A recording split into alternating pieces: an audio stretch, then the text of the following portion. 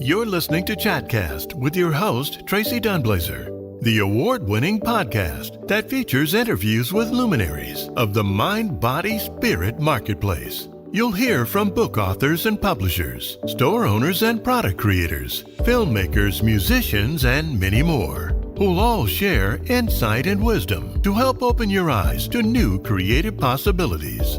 If you fancy yourself as a visionary thinker, then Chatcast is the place for you. Now, here's your host, spiritual empath, shaman, and best-selling author, Tracee Dunblazier. There we go. Good evening. It's Tracee Dunblazier at Chatcast. And today we are going to speak with a very special guest, Feng Shui Master Clarice Chan. She is the author of Master Clarice Chan's Guide to the Yin Wood Snake Year for 2025 next year. That's how next year is going to be, is blah, blah, blah, blah. So let me introduce everybody to Master Clarice Chan. She's coming on. There we go. Hi, Clarice. How are you doing? Hi, Tracee. So good to see you. Well, it's good evening for you and good morning for me. That's right. You're in Singapore, so it is 9 a.m. Yeah, you have daylight saving recently, so Yes. It's actually 10 a.m., which is actually better for me. Okay, perfect. Yes, it's completely dark here. The sun has just gone down, and I'm ready. I'm ready to start my pile To rock down. and roll. Exactly.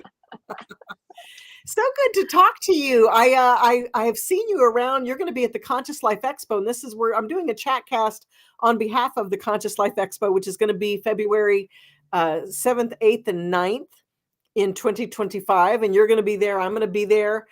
And a lot of fantastic vendors and people of the mind, body, spirit industry are going to be there. Now, tell me about how I read a little bit about your story, but how did you get into Feng Shui? And you know what? Tell me what is the proper way to say Feng Shui? Well, Feng Shui. Feng Shui, did I say right? Okay, good. You got it right. You got it right. Actually, your pronunciation of Feng Shui is very, very good. I'm impressed. Wonderful. Because it could be anything from Feng Shui to Feng Shui, but you say Feng Shui. But if you want me to speak in Mandarin, then it's Feng Shui. It's a matter of sound. Okay, good. I took a beginning Mandarin class one time, and I was so I couldn't really go forward with it because there were so, like, the word ma and the different intonations of one word has multiple meanings, and I was like, okay, that's gonna get me in some trouble, so I'm not prepared for that. Five sound system. Ma ma ma ma. That's ma ma ma ma. And there's one kind of like an accent sound. So major four sound. So every tone means something. Yes. I mean, actually, now that you're real, I love the language. I can kind of mimic the energy of it well. Like it feels at home to me. But at the time, my brain could not really manage that. But you have just reawakened me. I think I'm going to find a class to take, because I think that I think I would probably do well with your language now. Great. Is that what you speak, is Mandarin? What is your language? We speak mostly. You're talking about a communication language in Singapore. The first language is actually English. Okay. And you have Mandarin, and then you Malay and Tamil. That's the four official language here. At home, then you speak whatever you want. If you're Malay, you speak Malay. But English is like between siblings. Most of them, they speak English. But I'm Cantonese, so because my mother comes from Hong Kong, so we speak Cantonese at home. Okay. Yeah. Wonderful. So how did you get into Feng Shui? Well, I've always been interested in it, but you're brought up with it. Like Feng Shui is a part and part tradition. I mean, I'm talking about when you're growing up. You know, you Yes. do not understand why your mother say you must not sit with your back, you know, to the window, or you Yes. must not, you know, sleep with your feet pointing to the door. So Yes. these are, you know, things that I, you know, grow up with. But when Yes. I later got, because I started as a tarot reader, because I found Mhm. that I could read the tarot you know, by chance, and that Right. was in 1986. And then I kind of, you know, went about in my career. I was a travel manager for many years, and then I got sick, and I had a surgery. And when I woke up, I decided I don't want to do this anymore. That's when I started, you know, on really my metaphysical journey. And then Uh-huh. what happens is, on one event in Singapore, I met some people that has a feng shui shop, Uh-huh. and I rented a space from them. So we have, you know, like this is a very big shop house, we call it. So I Right. rented a space there, and then I was like being, you know, educated by feng shui itself, because Yes. everything in the shop is feng shui. And then Yes. the clients started asking me, why don't you do feng shui? Because because sometimes they do ask me, you know, do you do feng shui? What about Mhm. this? And I could tell them, but I didn't go into it in, like, if you like the word, professionally. And then my Right. friend said to me after about 6 months, she said, you know, why don't you formalize your training? And I said, okay, let's look at, you know what I can do. And I said, fine, you know, I started training, and then I graduated, and then I just went fully into it. It's almost like I put on my skates and I'm off. Yes. Yeah. Wonderful. You know, it's interesting. So, hi, Christina, and hi, Keith. Thanks for joining us this evening. We've got a couple of Hi, everyone. watchers out there. I got into feng shui. I was managing a set of units of apartment building in Los Angeles, and I had lived there for quite a few years. And one year, I'd had this tree that lived in the corner of my house, my apartment. And one year, it just started rapidly declining. Oh, wow. And I was like, what's going on? Like that's not good. It's lasted for 10 years and now it's dying. What's happening? And I had a dream about feng shui. And then the next day, spirit led me to a book on flying star feng shui. And Okay. as it turns out, it was the beginning of that new transition into the new set of stars, which was going to be malevolent or bad. It was in a bad corner. The Oh, energy was right, right. in that So corner. are you talking about the 5 yellow star? I don't remember. I want to say that it was the 2. I think that it was the illness star that was in that particular Okay, corner. that's the, you know, the double, right? The 2 and the Yes. 5. It's always Yes. dangerous. When Yes. did you get into? So we're talking about, like, you know, because I had that a similar experience, because the first ever house I bought was Uh-huh. kind of like what my friends would describe as a like a junction. Uh-huh. That's where the in like there's a portal there. They all come Yes. true. You know, I didn't have peace in that house Yes. until, you know, the time I started to do feng shui. Yes. Wow. And yes, it's all kinds of, you know, beings coming through, and Yes. it's all it was really funky staying there. Was not very fun in the beginning. Right. Well, and it's very interesting. Once I had no place in my home to keep that plant, to keep it alive. So I actually gave it to my friend who lived at a mirror apartment, like it was facing mine, but on the other side. And so she had positive directions and she put it in her corner and it revived. It all came back. That's interesting. So what is a tree or a plant? It was a potted tree. It was Right, like a one of potted those like tree. palms. Those, yes, yes. Well, And that's very interesting. Yes, feng shui is very interesting. Like, I was doing a friend's house, and what happened was that her children has complained that they have been seeing something in the living room. mhm. And one day, I had this call and just at night to say that their cat has been circling the center of the house looking like there was someone standing there all Right. day. Wow. And I said, well, this is, interesting. So anyway, we have other rituals, like we use holy water, to Mhm. clean the space. And I tell them, to move certain things that may be causing this, but I suspect there was an energy leak. So I tried to rectify the problem, remedy the problem many times. But it wasn't until you're familiar with this coin set called the Six Emperor coins. Mhm. Yes, it's not until that was this toilet with this mirror facing it's in a very dark alleyway, but it was Mhm. facing like the storeroom. Uh-huh. But it wasn't until I hang the Six Emperor coin on the door of the storeroom and it reflected in the mirror that the entire energy shut down and we never saw it again. Wow. That That's being has been in the house for many years. right. That's Yeah. so interesting that the fact that you hung it there and then it reflected, it expanded probably in the mirror that Yes. made that energy bigger that said no. Yes. Yes. So it was Wow. very interesting. I felt it so Yes. often.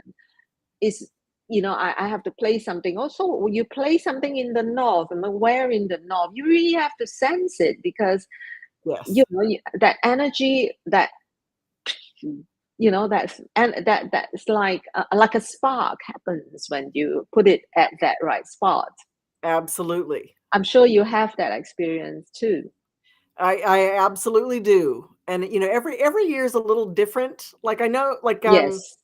every year a little earlier than the year before, I feel like there is a subtle transition where I'm really aware of the waning of the energies in my house. And so I sometimes start implementing cures earlier than I might have done the year before. And it's certainly long before the Lunar New Year coming. Um, so, Well, and I find that, traditionally, excuse me. Yeah. no, no, go ahead. Yeah, traditionally we start making the changes about a month before. We say the changes will take place a month before, but really Okay. it depends on the zodiac of the year. Okay. So for this year, I feel that for last year it was the year. Sorry, we are still in Dragon year. So in the Dragon year, the energy actually came in 2023, Mhm. kind of like October. Right. So you will start feeling the change. And then now we are moving into the year of the snake. Yes. And that's going to actually, it starts like now. And Yes. today is the full moon. It starts like it's been happening already. So it's Yes. very interesting. If you're having a very good time during this month, or Mhm. more positive, more podcast, more audience, more money, Yes. then it is an indication that for the year to come what you can expect. Oh, good. Yeah. That's good to know. Yes, Yeah. but every year, like you said, is different months. Yes. And the other interesting thing, I know we just made a huge, and you might want to tell people a little more about this, but we just had a major period change. We went from period 8 to period 9 in Yes, February of this year. right, that's right. So every 20 years we have a period change, and that's when the flying star Mhm. actually change drastically. I mean, the whole flow chart change. Right. And so we change on the 4th of February 2024, and Uh-huh. that's going to last for the next 20 years. Yes. And of course, we do astrology as well. This is also a time of big change when Pluto is moving into Aquarius. Yes. So yeah, so that coincide, and you talk about freedom, you talk about art, you talk about all sorts transformation in Yes. humankind. And that is the same also with the feng shui energy changing from period 8 to period 9. In period 8, you saw more material things. People are more concerned with, property, their material, their material goods, more materialistic. You see Right. more young men rising up and becoming millionaire or multi-millionaire overnight. Very young, very fast. The Right. tech people. But in Mm-hmm. period 9, slightly different. It is I believe that it's like a mini renaissance where people are Mm-hmm. more focused in spirituality, in arts, in beauty, and it's very good for women, Mm-hmm. especially when they are between the age of it's the middle daughter in the I Ching. So it Mm-hmm. ranges from if you have 3 daughters, the middle one. Right. So and also when they grow into when they go into about 40 all the way Mm-hmm. to about in their 60s, it's a very good time for them. You see a lot more women coming into power, Uh-huh. rising. So it's also like the Aquarian age, isn't it, where you're Beautiful. rising, the feminine energy is coming into balance with the masculine. So Yes. it's very, in a way, there's some form of connection. Absolutely. And I think, we're seeing that now in here in the States, our election we just had. I think that people are confronting, all of the issues that they've had, the masculine traits, the aggression, all of these different, the misogyny, the bias, these elements of the self that people haven't really wanted to address directly. We're now facing that, Yes, and it's ugly. yes, yes. But but I But think that, with the spiritual, with the holistic world or the spiritual world, mhm, looking into the peace, because it is not about, it's not a time of war. It is about a time of transformation. Obviously, yes, transformation is painful. There's going to be different, people coming into power, different way of thinking. yes, Then it's going to cause some chaos in the meantime, but it mm, will, I believe, all come into balance.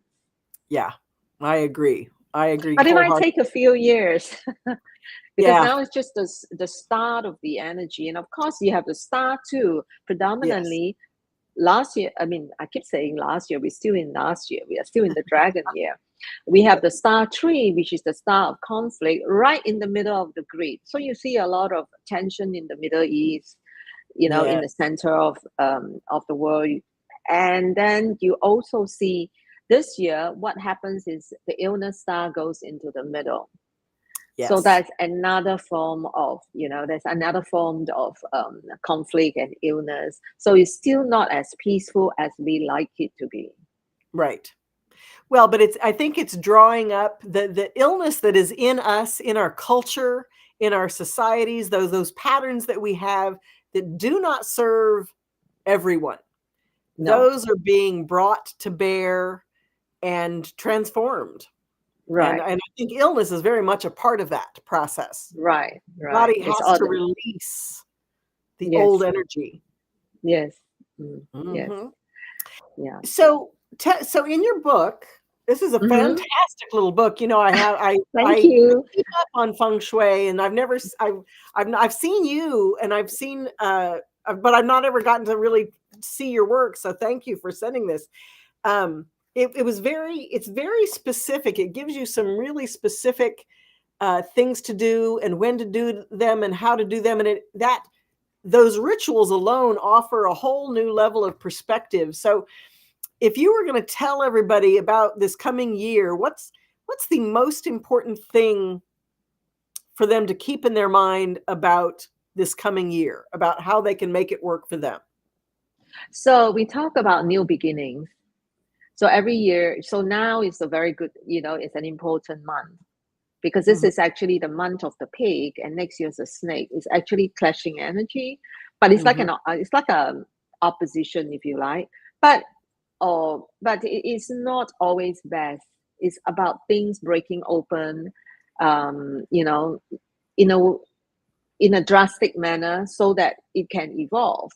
So right, this is an important month to take note of, especially right, for people who are born under the sign of the snake, regardless of the years that they are born in. If you are born in regardless of their age, if they are right, born in the year of the snake, the tiger, the pig, or the monkey, they should be a little bit more conscious during this month of what's happening around them, what's happening in their life.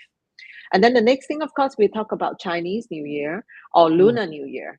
So Right. it's because the Chinese celebrates it, so it's Chinese New Year, but it's really the Lunar New Year, which will begin on the 29th of January this year. It's much earlier. I think Yes. it's also the same day as the first Aquarian new moon. So Okay. so it's the Lunar New Year celebrates the new moon. It's a new beginning of everything. So so we like feng shui, we'll talk about clearing your clutter. Good Yes. time to clear your clutter in January, Yes. and set the house really welcoming the new energy, the new moon energy, the first new moon of the year. Welcome that energy and to energize your space and yourself. Yes. The other thing that is important is because that's the first day of the Chinese New Year. So we like it to be auspicious, positive. So if there's one thing you can do for yourself, at least do something positive and optimistic on that day. Okay. Yeah. So it doesn't matter what race you are. Right. So because it's celebrating the new moon, you can do your new moon intentions. It's got to be, it's got to be celebrative and something that's activities that are good for you. And then you have for 2025, the zodiac changeover. Zodiac changeover begins not on first day of Chinese New Year, but the 3rd of January. Sorry, I beg your pardon. The 3rd of February this year. Okay. Yeah. And the reason for that is because it is the zodiac movement is based on the number of days the Earth orbits around the sun. So it's either 365 or 366, depending on the year. So therefore, sometimes it happens on the 4th and sometimes it happens on the 5th. Okay. Or sometimes it happens on the 3rd. And now it's never gone past the 5th. Right. But so if you have children or anyone who is born around this time, there could be a confusion about which zodiac sign they belong to. Okay. So if a baby is born on February the 3rd next year, they're going to have a time that, a cutover time that decide whether they belong to the year of the snake or the year of the dragon. Okay. So there's always, and that is the true, actually, if you want to call New Year, because the New Year represents the new energy coming, the new zodiac coming in. Right. So that is what we call the true New Year. But more commonly, we celebrate the Lunar Chinese New Year. Okay. So the zodiac, once the zodiac energy comes in, everything kicks in, which means the clashing signs, which were the 4 signs that I mentioned earlier, the tiger, the pig, the monkey, and the snake, they become, they have to be, what would you call that? Whatever the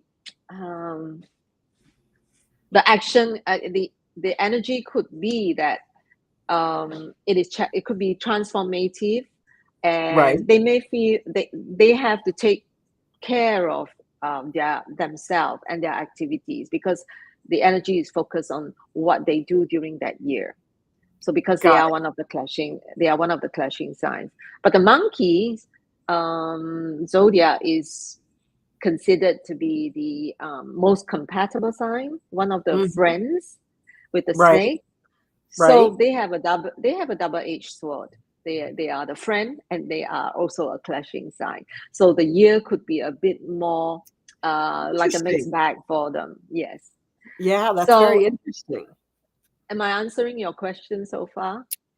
You are. You absolutely are. Now, when so you're going to be at the Conscious Life Expo, and you've got a welcome session happening on February 7th, which is that Friday. And then you've got a Prosper with the Yin Wood Snake. It's a free workshop going on February 8th, which is Saturday, and a book signing. Yes. And a book signing, and I have a post-conference on the Monday. Yes, you've got something every day. Yes, and of course, I also have. I'm also been. Yeah, I'm so grateful for that, to be invited by Shiva Moore to be on her astrology panel next year, Wonderful. and that is on I believe, on the Sunday. Let's see. Yes, you've got the astrology roundtable at 2:30 in the Los Angeles Ballroom. Yeah, so you've got you got people really. You guys want to come out and hear what Master Clarice has to say about the coming year and how you can make feng shui work for you. It really is an amazing art. There's so much to know about it. It's so intricate, but it's so enlightening on so many levels, because every year there's something new. There's a nuance that, as you begin to really pay attention to the patterns happening in your home, in yourself, in nature, it gives you a whole other level of nuance and power that I don't know. It's really quite an experience. So I really encourage people to come see you. And if they can't come, if they come see you at the Conscious Life Expo, how can they get in touch with you or do a personal reading? How can they get in touch with you in general?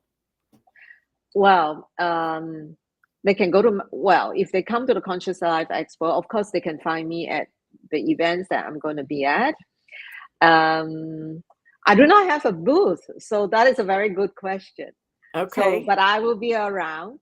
Of course, you can always contact me on via my website, masterclaricechan.com. I make it very simple. So, yeah, if you Google Master Clarice Chan, you will find my website, and you can contact me through that. And is that where you get the book too? You can get the book there. Yes, you can purchase the book. You can also purchase it online. There's the digital version as well as the print version. Okay. Yeah. Master Clarice Chan's Guide to the Yin Wood Snake Year 2025. So you definitely want to snag a copy of that. Okay, so now it's so funny. I have a little kitten here. She's a little long-haired kitten, and I don't know if you can see this, but her hair is wafting up and making my nose itch. So that's why for the last 20 minutes, I'm like, no. I have a cat roaming around, and if you hear some, that's what it was doing, scratching something. That's hilarious. So as we wrap up here, when you made this change into your mind, body, spirit business, Yes. what advice would you offer somebody who is also looking to make that change? Well, the process was a rather long process, because you're talking about transition. So from the everyday, the corporate world into for me, I became my own boss. Mm-hmm. So starting with freelancing, if you like, but you also lose all the identity and all the perks and benefits that come along with it.